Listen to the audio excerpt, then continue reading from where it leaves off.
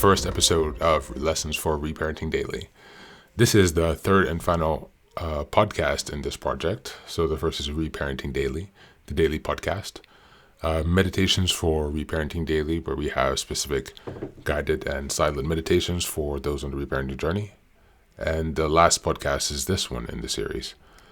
And in this series, this podcast, Lessons for Reparenting Daily, the objective here is to reach out to different coaches and therapists who are informed and aware of the reparenting process, or who are in the process of reparenting themselves or their clients, and to have frank and honest discussions about the tips and tricks that they use, the insights that they use, different resources, and different ways to approach things, different opportunities for workshops and networking events, and ideally to help them communicate which type of target audience that they are best able to serve. So then hopefully you'll be able to use this podcast and these interviews as a way to line up with the most effective people for your journey.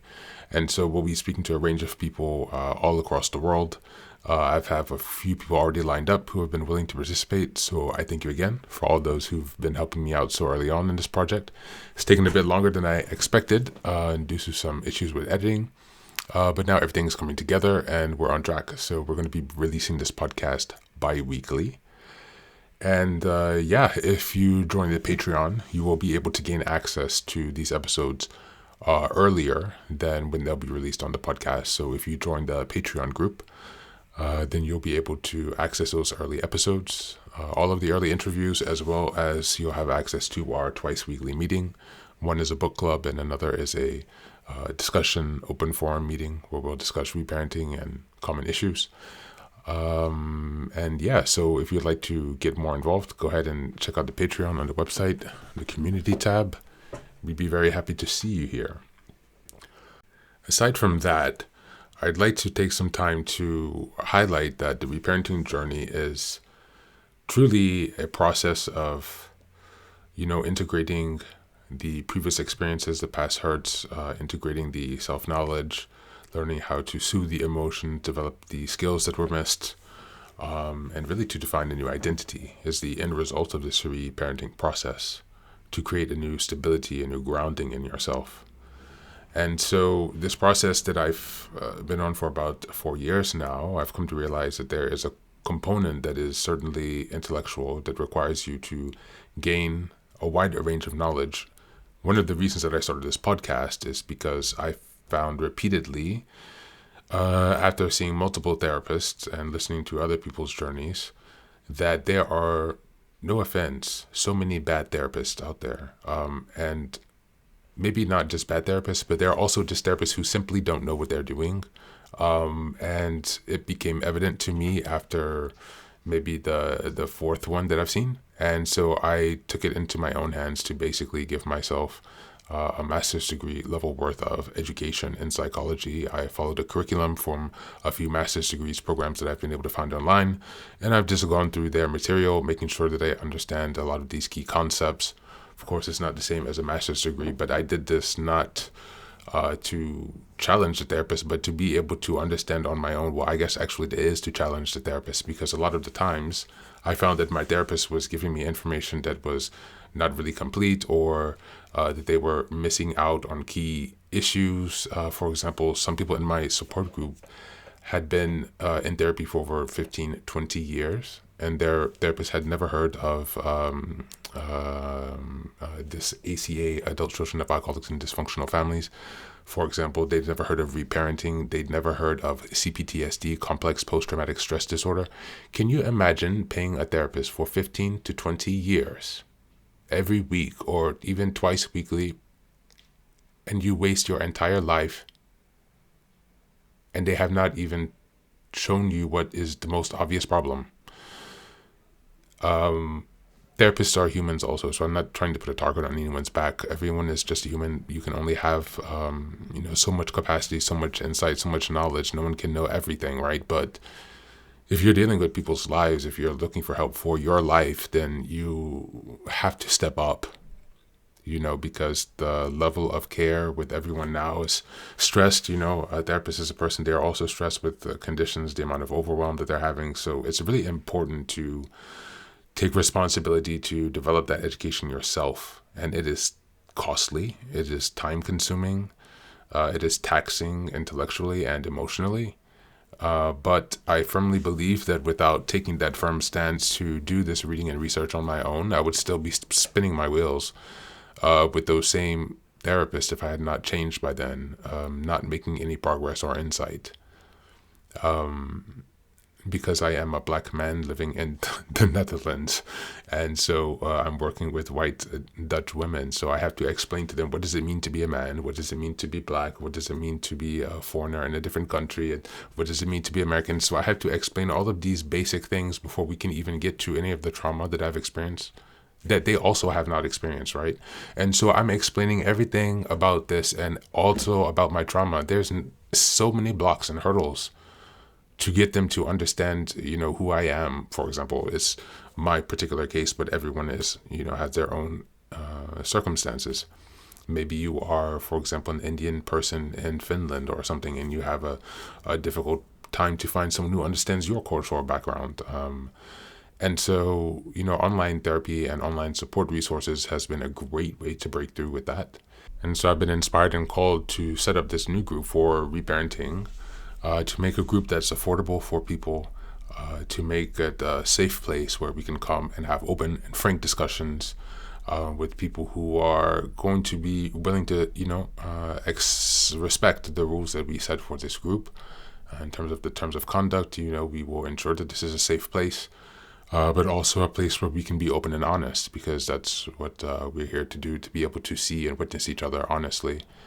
And that is my goal in creating this group and why I have started this project, in a brief summary. So that's where we are now with those 3 podcasts and this project now, with a Zoom meeting starting 2 times a week. You can find those details on the website. And if you have any questions, feel free to send me an email and we can have a chat or have an email exchange. I'm always glad to hear from the people who have been following and glad to help people, of course. Now, so for the first episode of Lessons for Reparenting Daily, I've actually prepared a presentation. This presentation will be as a PDF in the show notes, so you can follow along if you want. It's very brief and a high-level overview. But this is my conception of reparenting up until this present moment. So reparenting is centered around self-compassion, self-nurturing, and self-protection. It requires us to return and heal childhood wounds, to soothe them, and to address the pains that were left unaddressed. It requires us to develop and exercise emotional regulation skills, as well as developing compassion and self-care routines. This is all centered around inner child work, and that includes a lot of skill building. This is a self-driven, self-guided process, so there is no one direct path that everyone must follow, because everyone's life circumstances are different, everyone's life history is different, and everyone's needs are different. And so the importance then is to ensure that you're following general themes from different resources, but be careful to be mindful of your own particular needs so that you can really tailor your reparenting journey to your own life path, because there is no default that is going to work for everyone. Unfortunately, it's not as copy and paste as that. And so the second part I thought that might be interesting to look at is really the history of the idea of reparenting. How did this concept and this therapeutic practice develop over time? And so in the origins of psychoanalysis, we have Sigmund Freud and Melanie Klein, these early psychoanalytic theories. They really lay the groundwork for our understanding of how childhood experiences will impact our adult behavior. Freud really emphasized the early life's experiences' influence on the unconscious mind. And Klein's work with children set the stage for future ideas around the need for the healing of inner child wounds. So this was Melanie Klein, and she was from 1882 to 1960 was the time she was born. Moving on from there in the 50s, many of you will know John Bowlby, the British psychologist and psychoanalyst who developed attachment theory. His research on the bond between children and caregivers emphasized how early attachment styles impact emotional development and adult relationships. This theory highlighted the necessity of reparenting for those who had insecure or disorganized attachment in childhood. So John Bowlby also raised it, but he did not go into detail into the practices of how to effect it, but he was the first to raise a call of action, for example, or a call for research and exploration. Next, we have Eric Berne. So he's a Canadian psychiatrist who developed the transactional analysis that was popular in the 1960s. His concept of the parent-adult-child ego states offered a framework for understanding how people interact with their inner child, who is often carrying unmet needs from childhood into adulthood. This laid the foundation for the idea of reparenting oneself through the adult ego state. So slowly these things the concepts are starting to shift. Like John Bowlby points out the importance of reparenting for those who have missed the opportunity for that key development as his studies in attachment theory. He has really interesting research if you want to check that out. And then Eric Berne is coming to show us through transactional analysis how to orient ourselves and our psyches to understand which ego states we are operating from in a certain moment. Transactional analysis is the study of human exchanges and relationships. Games People Play is one of the books that discusses transactional analysis that is also discussed in the Reparenting Daily podcast. You can find that in some of the episodes as well. But going on from Eric Berne and his intention or his raising of the point that one must reparent oneself through the adult ego state. From there, we go to Jackie Lee Schiff. She is the actual pioneer of reparenting therapy. She founded and coined this term and was the first to define a way to approach it. And so Jackie Schiff is a pioneer in reparenting therapy. She worked with the framework of transactional analysis from Eric Berne. And it was during the 1960s and 70s that she introduced the term reparenting as a psychotherapeutic model. Her work focuses on the therapist adopting the patient and taking on a parent-like role to correct developmental disruptions and provide the nurturing and structure missed in childhood. Now, her research became a bit extreme and was highly criticized by her colleagues and her peers because of its susceptibility to abuse of power and high controlling dynamics. Likewise, with her and her husband representing the mother and father of fully adult children, it just became a very messy situation, and the idea quickly lost steam.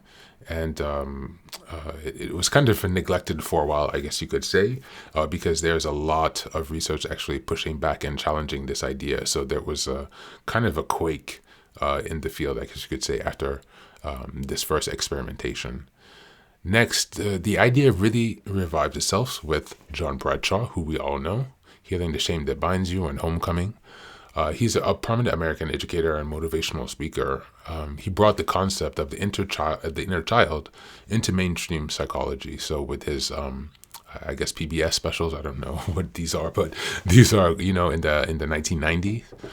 He published his book Homecoming, Reclaiming and Championing Your Inner Child. This became a seminal work for inner child healing and reparenting.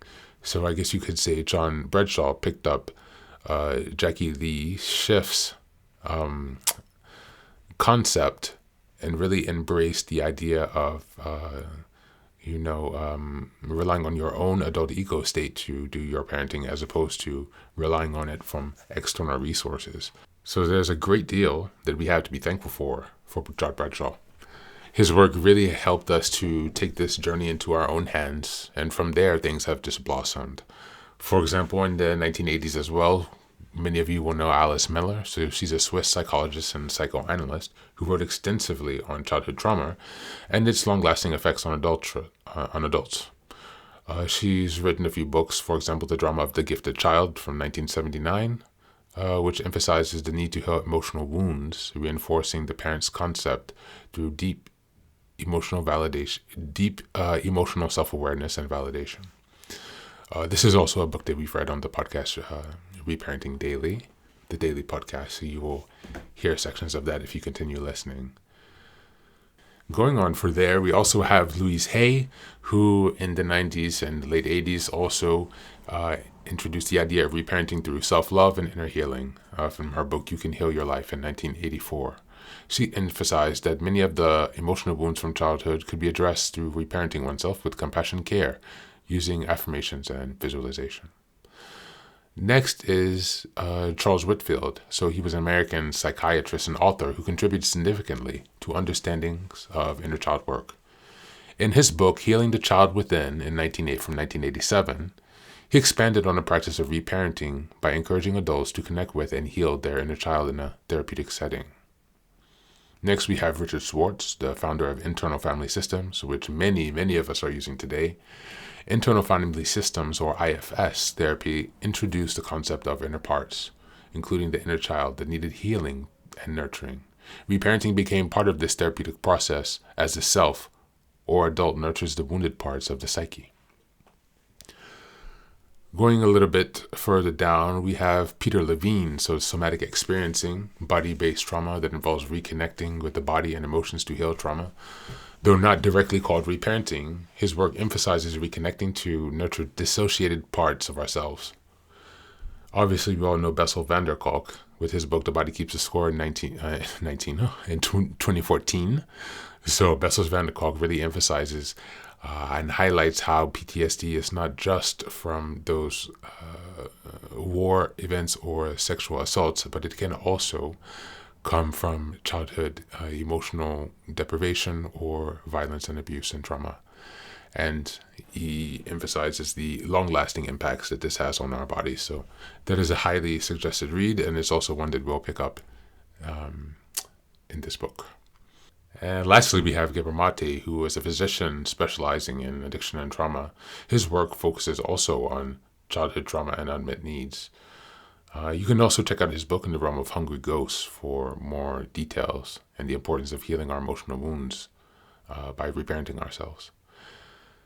A lot of other books and resources and coaches have popped up around, but these are the main people and the main outline in terms of how I see reparenting journey, the main contributors, in terms of the concept, how it's developed, and the different factors that add into it. For example, how transactional analysis enhanced the capacity for reparenting, and then how inner family systems also added a piece in. They gave us like an extra tool by which to actually execute the reparenting process, So they're like pieces getting added to the puzzle. They give us more optionality and more flexibility. And so hopefully this will continue as we have things such as somatic experiencing to release the body, yoga, more body-informed practices overall, making that mind-body connection. There are things such as energy healing, yoga, Reiki, massage, chiropractics, acupuncture, trying to combine those words together. And so there are so many different things that now can actually serve as tools as we have more research coming together, right? And we also have the EFT, the tapping to release stress in crisis moments to help relieve triggers, the importance of diet and the gut microbiome, right? It's not just your mind, it's also your gut. And so there are so many things that are important in reparenting. And again, my objective in making this project is to create a place that's more holistic for people who are on their reparenting journey. So I really want to include as many topics in as areas and to create an overview for gaps that people might have that they might not be aware of, for example. So how can we help people save time and also to give them support that they need and maybe provide them the shortcut that they need that can save them 5-10 years of their life, right? Of additional struggling and pain that can be easily passed over.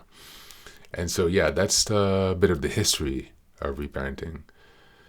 Now, let's go on to the fourth slide. And this is really about, do I need reparenting? So if you've heard of the ACE study, the Adverse Childhood Experiences, so this is a list of events that have happened to you in childhood, then you will be more likely to require reparenting. Most likely, it's also an indicator of complex post-traumatic stress disorder, CPTSD. So just search that online, the ACE study, Adverse Childhood Experiences, and you can take that short test to see how high your score is. The higher the score, the more likely it is that you need reparenting, or that the reparenting could benefit you, I should say. So some of the signs of someone who needs reparenting are really someone who maybe has poor boundaries, who struggles in relationships or has no support system or weak support system. Perhaps they are struggling with loneliness, they have poor self-care. One might also notice high levels of anxiety and perhaps low confidence and self-worth. You might struggle with self-doubt and have issues with their self-identity and also their sexuality. All of these things make life much, much, much more heavier and challenging than it really needs to be.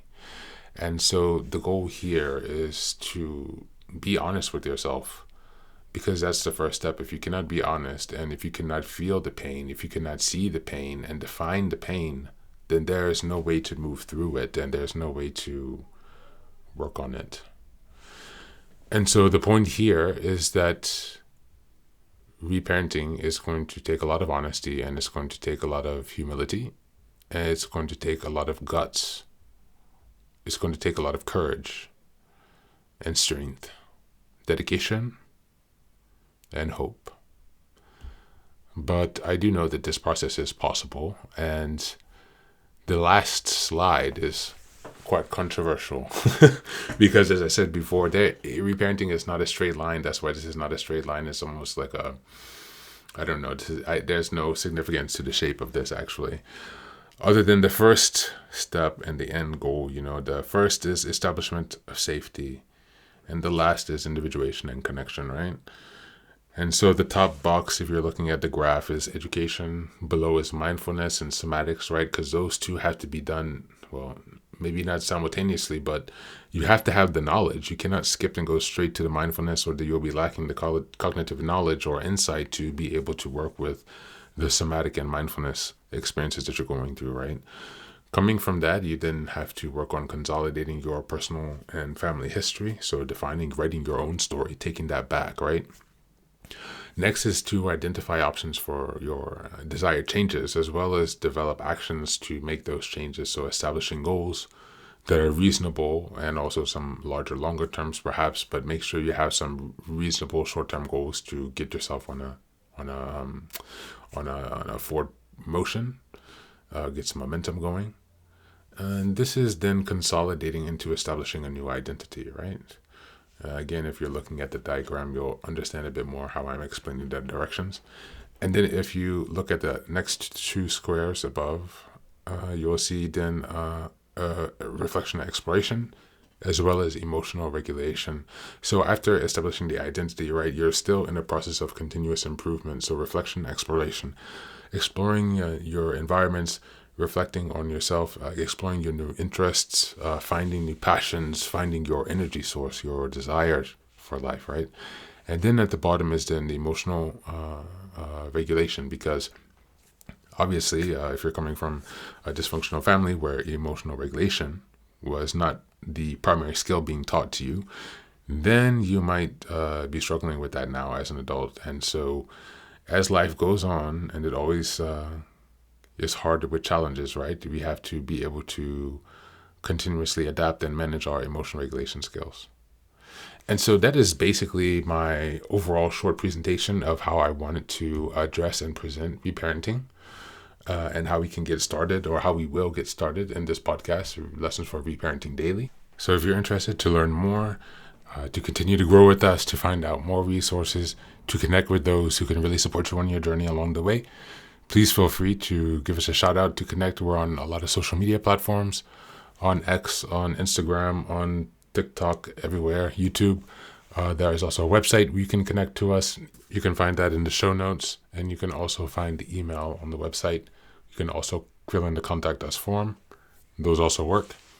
Again, thanks again for all of your support. I really appreciate you all supporting me and being here for the journey, to support yourselves and others as we try to really bring some hope and light into this world, and really try to encourage people to own up to their wounds and to take accountability. Because the more people who start to do that, the better the world is going to get. It might seem hopeless now, but I don't see it that way. I think that there's always a way to have hope. I remember the book Man's Search for Meaning.